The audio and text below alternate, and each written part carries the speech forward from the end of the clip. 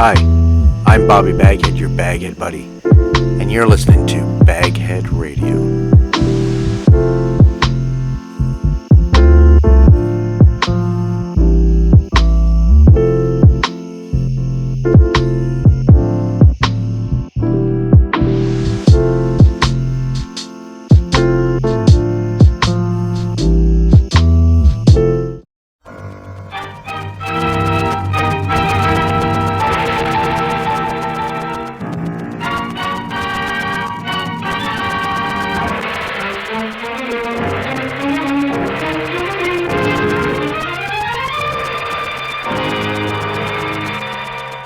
Presenting Orson Welles as the Third Man.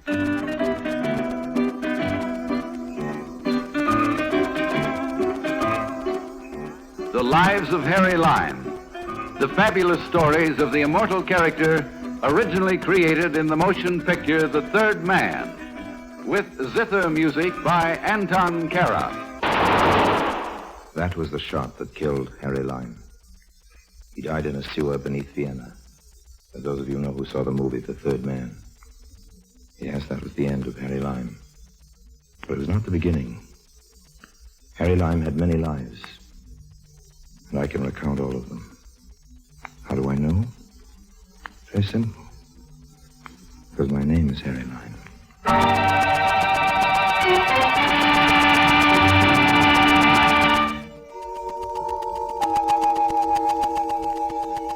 I've known many places and left them, made many friends and lost them, won many fortunes and spent them. My fate seems to be linked to a cosmic yo-yo. This is a story of a low point on one of the yo-yo trips down. This particular low point is known on the map as the island of Haiti. I arrived there as a sort of political refugee, a small revolution I'd been promoting in a nearby banana republic. It fizzled out on me, and the general I'd been backing backed out.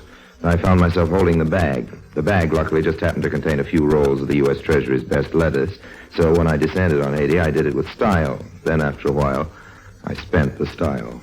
Don't let anybody tell you about the easy life on these tropical islands. You need dough in paradise, too.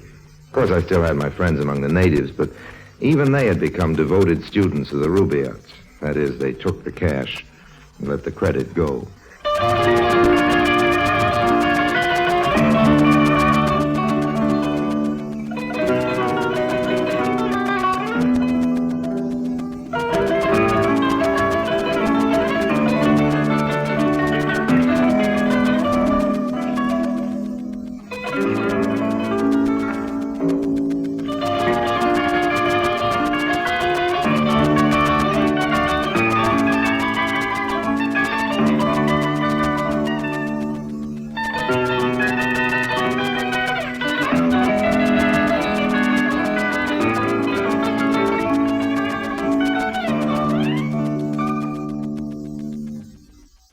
And now, Orson Welles as Harry Lime, the Third Man in Voodoo.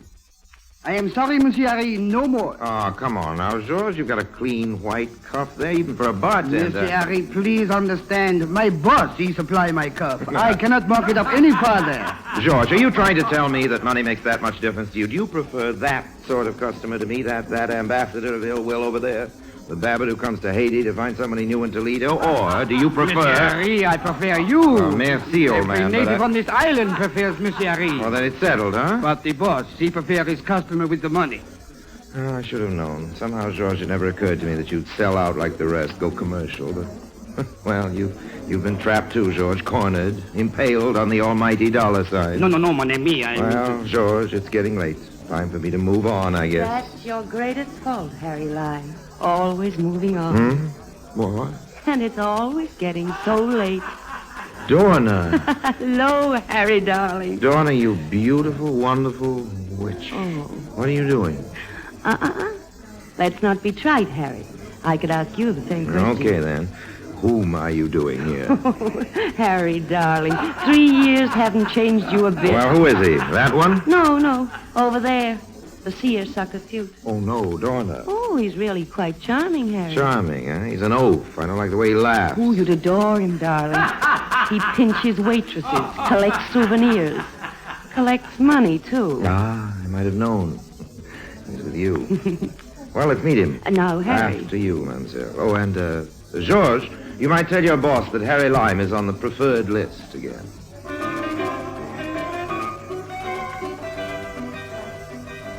I spent several pleasant moments following Dorna to the booth. As she snaked her way adroitly between the tables, it was difficult for me to focus my attention on Mark. The Mark in this case was fat and perspiring. Of course, he was bald. His contributions to the aromas of the cafe were generous. His cigar, his perspiration, his money. Sam? Huh? Oh, hiya, baby. I was just going to send out a searching party for you. Sam, I'd like you to meet an old friend of mine, Huh? Harry Lime. Sam Torkin. Oh, very happy to meet you, Mr. Torkin. Oh, sit down, sit down. Any friend of Dorna's is a friend of mine. Well, within reason, of course. Very good. You from the States, too, Larry? Harry, Sam. Harry Lime. Huh? Oh, yeah, Harry. What part of the States you from? I'm from Toledo. Toledo. Yeah. One of my plants is in Toledo. A drink. Yeah, have a drink. Waiter, bring my friend a drink. Toledo, eh? Great little town, Yes, Toledo. Of course, to me, any town's a great town as long as business is good. That's right. Hey, you know, this is my first vacation in 18 years. 18 years. Can you imagine that? He gabbled. For eternities, he gabbled. Dorna was obviously amused by my boredom, but my patience, as always, had a price. Torkin kept gabbling till I almost considered reducing that price, and then he gave me my cue. Sure is hot in these parts. Well, baby, come on. Let's go out of this dump and find some souvenirs. Oh, Sam, not again. Now, what sort of souvenirs are you looking for, Mr. Torkin? Oh, I don't know. The souvenirs they're souvenirs, ain't they? Now, come on, beautiful. Let's... Souvenirs can be more than souvenirs, Mr. Torkin. No, Lime, what kind of talk is that? No, look, Mr. Torkin, you're a man of taste and means. Hey, a sales pitch.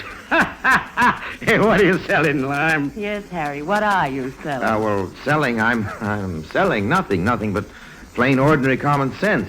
It's at a premium on this island, Mr. Torkin. Yeah? Oh, let him finish Let me tell you that. about Haiti, both of you. This island is steeped in sentiment. Not our kind, not the lace-trim sort of thing. Sentiment here is a wild, untamed, primitive love, a sense of possession that defies the laws of man and nature. Now, listen to those drums, Torkin. Listen.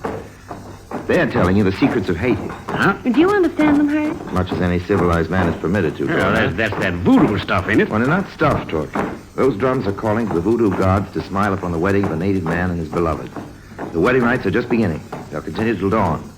The wedding of Fancy and Grigri. Who? Fancy works as a waiter in a hotel here in town. His father got in a jam once with a planter, and I just happened to save his neck. That counts for something here in Haiti. Oh, that reminds me. If you'll excuse me. Hey, where you going? I'm going to the wedding. You're going up there? Oh, take us with you. I wish I could, Dorna, but, well, Hey, wait a minute now. Sit down. Now, what about all this sentiment and souvenirs and all? Well, all right. Look.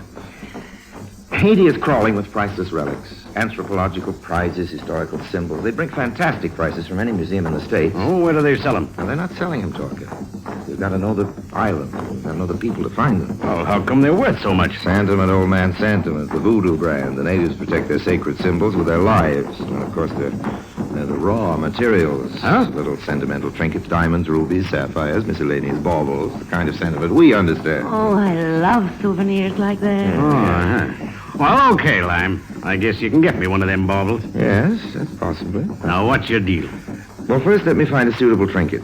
Time enough then to bargain. For now, Mr. Torkin, a small retainer will do. Huh?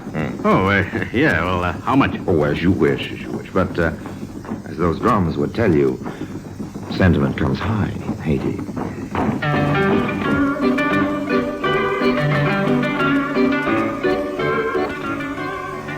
I had a feeling that Dorna would keep Sam Torkin well occupied for the present. The future, of course, I'd handle in my own way. And in the meantime, there's nothing to worry about except keeping a date with two old friends. I found my friends in the clearing. Fancy and Ricky, the head of the ceremonial party in a place of honor, as befitted them. Ah, Monsieur Harry, we don't think you ever come. No, I wouldn't have missed it, Fancy. You and Grigri are my favorite people. Oh, thank you. You are kind. You say that so often, Grigri, I almost believe it. Seriously, I wish you both much happiness. Merci. We will be happy always when we have friends like Harry Lime. You have done so much for us. Our families, we cannot forget you. Fancy, old man, you'll go far with a wife like this. She says all the right things. It is the time. Oh, the marriage ceremony? Oh, no, we are married already. It is the moment to pledge ourselves to the authority. Authority? It is a tribal custom. Fancy. Please, Ari, these are tribal secrets. Oh, you don't trust your old friend with secrets? We can trust no one with these secrets. Fancy, what's happening? What's that? It is the authority, the scepter, the sacred scepter of Henri Christophe. The scepter of Henri Christophe. Well, here was the souvenir for talking.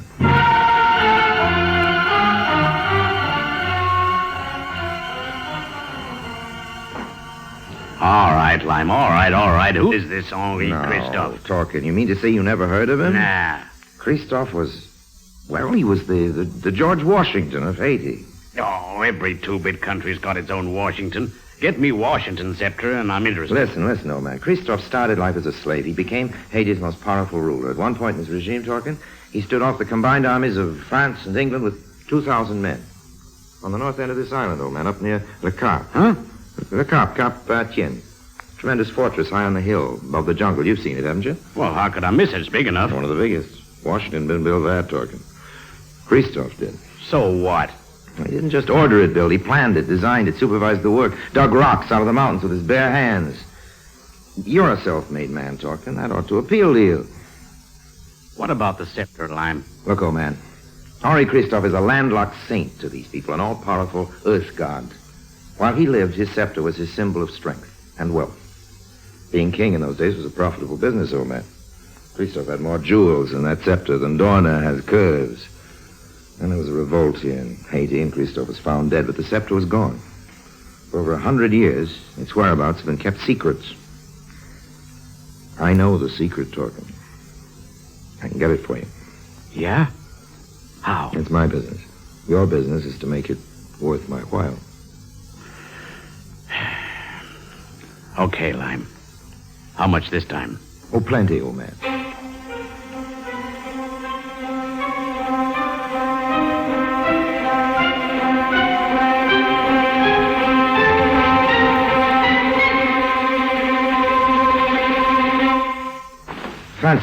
Fancy, where are you? Oh, Gregory. Enter, Ari. Oh, you are welcome in the house of Fancy and Gregory. Ari, my friend Ari. It is Fancy, good. I've been looking for you. I've got to talk to you. Oh, we are always eager to listen. Fancy, it's that scepter of Henri. Oh, What's the matter? Ari, please, you must not ask. These are secrets of our people. But I've always considered myself one of your people, Gregory. My friend Ari, I have told you too much already. Please do not think any more of the scepter. It is forbidden to speak of it. Forbidden among friends? Ari, with the scepter, it is different. It is the authority. Is it? It is the scepter of Henri Christophe. It is passed on from high priest to high priest. It is never out of their hands. It is the authority.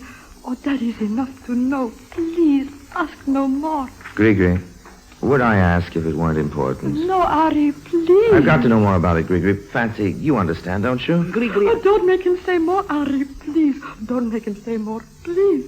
Please.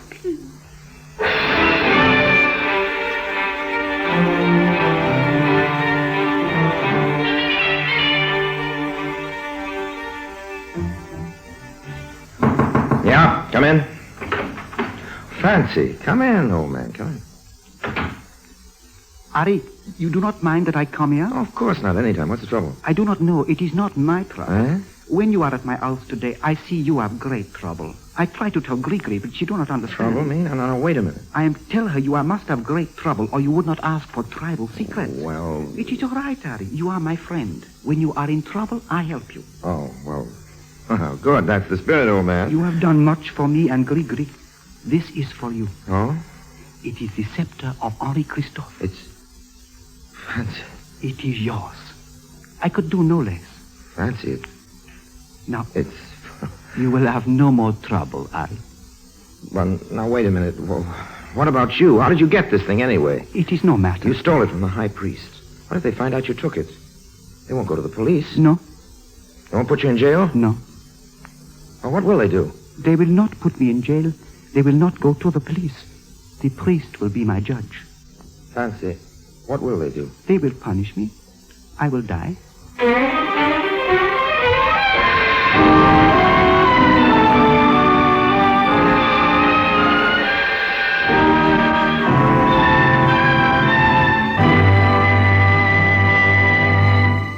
Orson Welles returns in just a moment as the third man.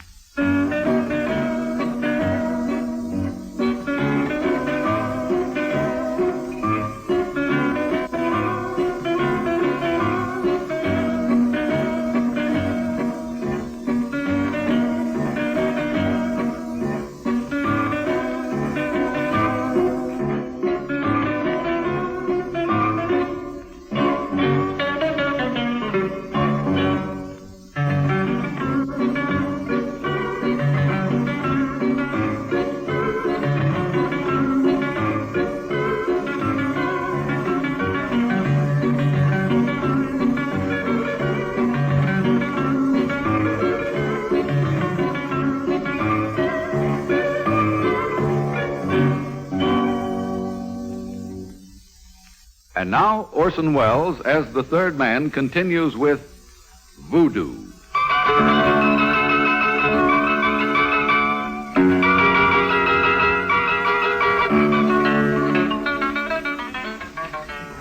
Had I known a man like Fancy earlier in my life, my ideas about all men might just possibly be a little different today. Here was the truest kind of friend. True in the real sense of the word true. He was staking his life, literally. Staking his life on his faith in Harry Lime. If I rejected his offer of the sacred scepter, I'd have shattered his faith in me. And Fancy lived by his faith in his friends. And I did need the scepter.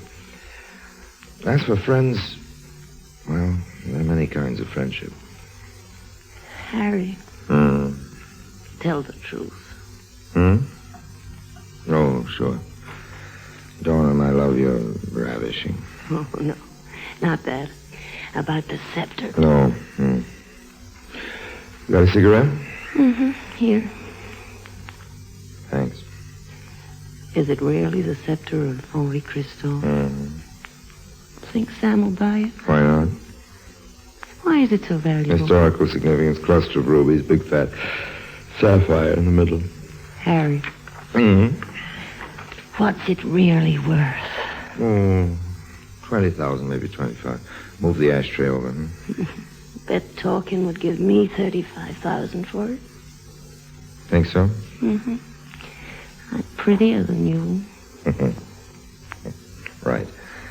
But I have Christophe's scepter. Oh, but darling, if you let me peddle it to talking... Donna, my sweet, I lost you 3 years ago in Madagascar. The scepter might be a temptation if you leave me again. Oh, no. Never No, mind that Harry. stuff. Never mind. Now, cut it out now. Wouldn't 35,000 be nicer than 25? Then why don't you let me Donna, have the it? fact is, I don't have the scepter. What? Talking, bought it this morning. $50,000. Harry, you... you...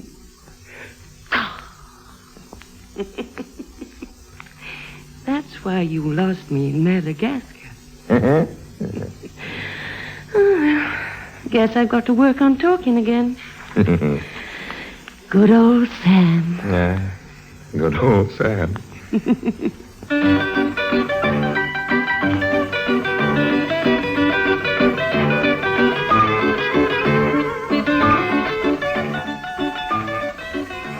Somehow, good old Sam ran a bad second.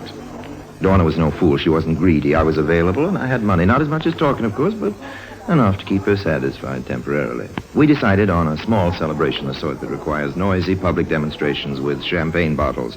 We went to a little cafe, and I rather enjoyed the impression I was making, particularly on Georges. Would you like me to put this on your bill, Monsieur Harry? Oh, certainly not, George. Certainly not. I wouldn't want to cause any undue strain or suffering for your employer. But, Monsieur... Never mind, George, old man. Here, this should cover the situation, I think. Oh, here's a little something for you. Thank you, Monsieur Harry. You are... Oh, what's the matter? You will excuse me, Mr. Harry. I must go. Huh? I'm sorry, I must close the bar. Close the bar at this time of night? Just a minute. The drums, Monsieur Harry. You understand, the drums. The drums? What? Now, George. It's the death drums. I do not have to tell you, Monsieur Harry. Why? What for? I don't know. You will excuse me. Harry, what is it? I don't know. Those are the death drums. They mean someone's dead or dying. Are going to die. Going to die? Who? I don't know. I have a hunch. I hope I'm wrong. Harry! Wait! Where are you going? Harry! Harry!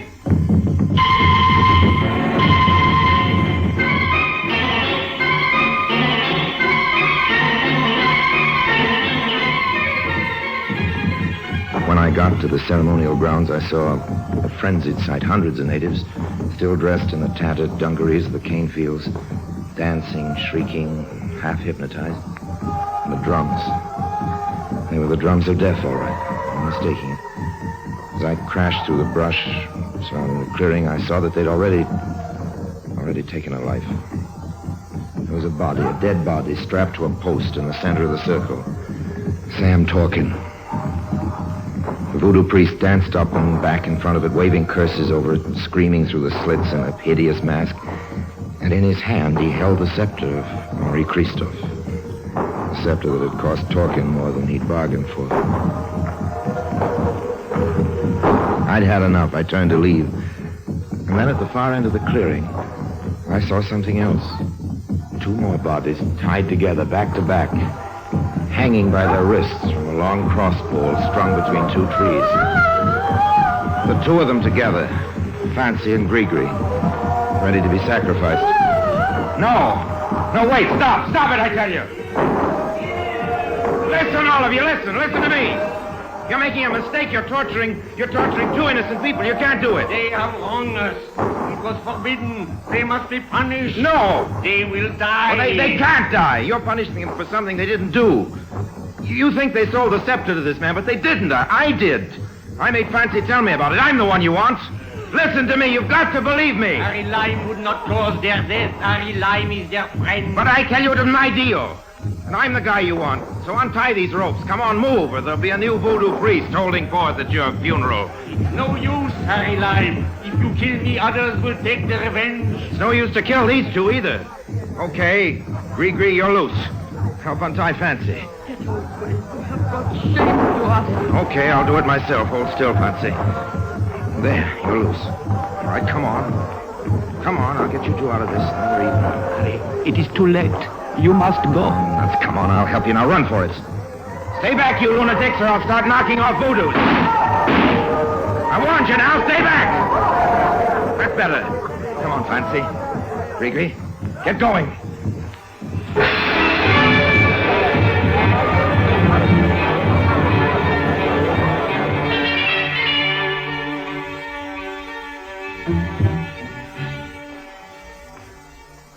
Well, there goes Haiti, Dorna. Another corner of the world, chipped off. You'll be back, Harry. No.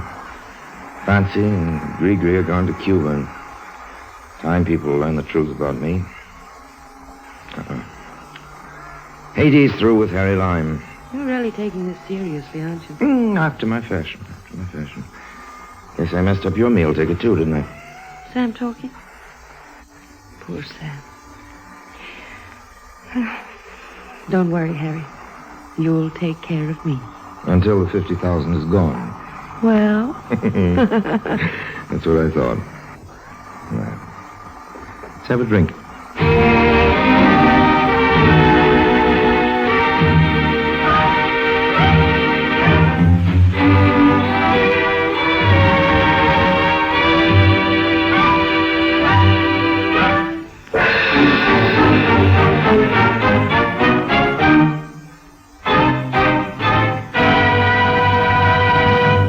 Harry Lime returns in just a moment.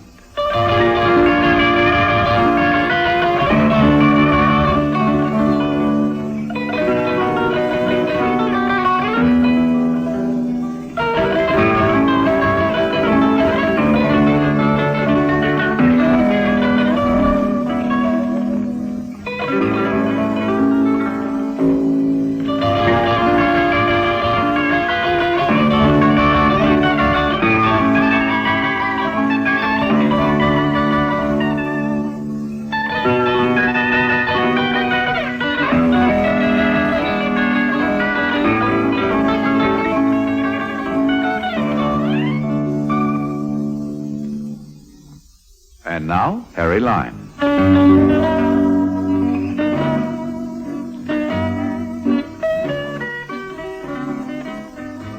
I know what you're saying. You're saying that wasn't Harry Lime at all. You're saying the noble hero that pulled off that fancy rescue party wasn't the third man. He was a couple of other guys. Just goes to show how I misjudged. Well, ask Fancy and Grigri, now happily keeping house in a suburb of Havana. They'll tell you it really was Harry Lime that got them out of that whole voodoo mess. Of course, they'll also remind you that I got them into it. And they might possibly mention that as the three of us dashed off into the jungle, I paused just long enough to borrow that scepter back from the high priest. Got a nice price for it, too, from a collector in Brussels. But that's another story. So long now, and if anybody should run into Dorna anywhere, in Timbuktu, for example, or the Store Club, give her my love. Remind her she owes me about 15,000 hard-earned American bucks, which seem to have slipped out of a hole in my pocket or something. No hard feelings, of course, but if you get a choice between voodoo, hoodoo, and Little Dorna, I hope you'll know what to do about it. Take the voodoo every time.